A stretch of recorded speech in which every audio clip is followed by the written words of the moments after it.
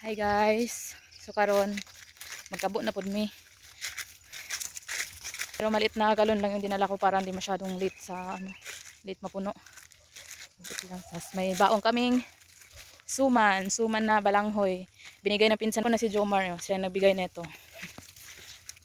Na marami kasi silang balanghoy. Ay, nagsuman daw sila. Binigay nga sa akin to, medyo mainit pa. So shout out kay kay Jomar. So ito na guys, titikman na natin. Kagat ka muna. Ha? Hindi ako Mm. ganahan. Yung lamok na to, pasabay. Sarap. Hindi siya ganun katamis, hindi rin naman matabang. Sakto lang yung timpla niya.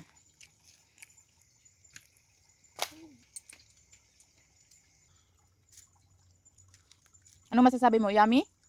Hindi. Yum. Ano sasabihin mo kay Tito Jomar? Thank you to Tita Jomar. Tita na tuloy. Tito. Tito Jomar. Ha? Tito Jomar. Tito Jomar. Thank you. Thank you.